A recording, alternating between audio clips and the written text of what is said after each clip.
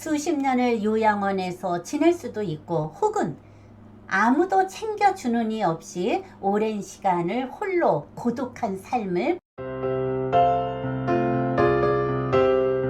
안녕하세요, 이한분 TV입니다. 이런 인생은 절대로 살지 말아라. 노후의 빵점은 패가망신의 지름길이다. 100세의 시대를 맞이하여 젊어서는 아무렇게나 살아도 노후의 삶을 잘 살아야지 하는 것은 누구나 공감을 합니다. 젊었을 때는 성공이란 두 글자만 바라보고 미친 듯이 소처럼 일만 하고 신나게 달려왔어요. 하지만 은퇴가 순간에 닥쳐오면 대부분의 사람들이 어느 순간 모든 것이 물거품이 되어 사라집니다.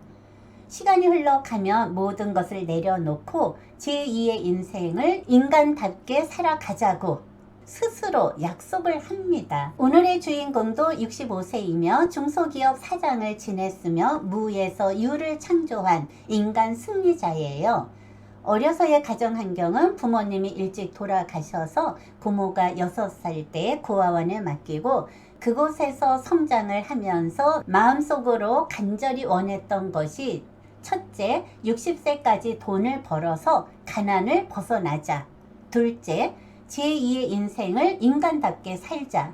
셋째, 부부가 건강하게 오래 살아서 자식은 절대로 고아원에 보내지 말자. 이것이 사장님의 삶의 목적이며 큰 버팀목이 되었다고 합니다. 결혼 상대자는 고아원에서 같이 지냈던 여동생이 오빠 하면서 서로 의지를 하고 그것이 인연이 되어서 결혼을 하고 자식은 4남매를 두었어요. 남편은 60세까지 일을 해서 돈을 벌자. 그리고 61세가 되면 그때서부터 제2의 인생을 멋지게 살아가자고 부부가 약속을 했어요. 처음에는 공장에서 심부름을 하던 소년이 사장님이 성실하고 열심히 살아가는 모습이 기특해서 기술을 전수를 해 주셔서 나름대로 열심히 기술을 배웠어요. 20년이 지난 뒤 사장님이 몸이 아프셔서 공장을 인수를 받아서 운영을 했어요. 심부름만 했던 소년이 성장을 해서 사장이 되었으니 누구보다 더 열심히 일을 했습니다. 사장님은 한마디로 인생 전반부는 돈 버는 기계로 열심히 살아왔으며 드디어 60세가 되어서 공장을 다른 사람한테 넘기고 정리를 했습니다. 은퇴 후 인생의 삶을 인간답게 살자.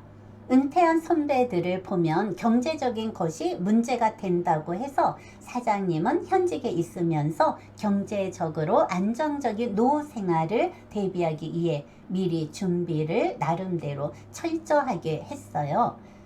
은퇴 후 1년 동안은 부부가 무작정 떠나는 여행을 즐기면서 나름대로 남은 노후의 생활을 계획도 세우고 전반전은 돈 버는 기계의 노예가 되었지만 후반부는 인간 냄새가 나는 삶을 살기로 약속을 했어요. 후반부를 멋지게 살기 위해서는 우선 건강이 최고다 하면서 건강검진을 받기로 했어요.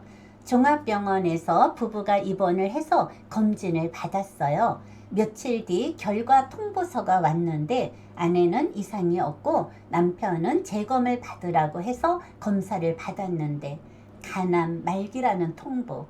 믿어지지가 않아서 두 군데를 가서 정밀 검사를 받으니 마찬가지였어요. 건강만큼은 자신 있다고 큰 소리를 쳤던 남편이 하루아침에 건강이 무너지고 재산이 많으면 무슨 소용이 있는가? 사장님은 노후의 돈이 모든 것을 해결하고 내 인생을 행복하게 책임질 줄 알았는데 후회를 한들 무슨 소용이 있겠는가? 한 번 몸이 망가지니 순식간에 온몸에 전염병이 돌듯이 적신호가 생겼으니 은퇴 후 병원을 다니랴 정신이 없고 병원을 가면 의사가 선물로 약봉지를 한 보따리씩 주고 건강이 순식간에 무너져서 만나는 사람에게 아픈 거 자랑이나 하고 친구들은 내가 그럴 줄 알았다. 일해서 돈만 챙기지 말고 건강 좀 챙기라고 할 때는 들은 척도 안 하더니만 건강도 내가 챙긴 것만큼 노후에 건강한 것이라고 하면서 그래도 지금부터라도 건강을 챙기면 늦지 않았다고 위로를 하는 친구들. 돌아서면 내 흉을 얼마나 볼까. 불쌍한 인간이라고, 불쌍한 놈이라고. 돈 벌어서 병원에 다 갖다가 주고 아내가 남편의 병 간호를 2, 3년을 하다가 보니 아내까지 허리 디스크와 목 디스크가 와서 더 이상 병 간호를 할 수가 없게 되었어요. 가족이 모여서 내린 결정이 결국엔 65세의 남편은 요양원에 입소를 했습니다.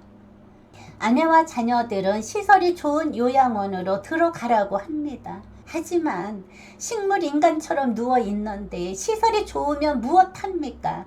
하루 3끼 밥만 먹는데 차라리 그 돈으로 불쌍한 사람 도와주는 것이 보람된 일이라며 그 돈으로 청소년들 장학금으로 후원을 한다고 합니다. 사람은 누구나 언젠가는 죽음을 맞이합니다. 노후엔 골병이 들거나 병마와 싸우면서 애로움 속에 시달리다 비참한 죽음을 맞게 될 수도 있어요.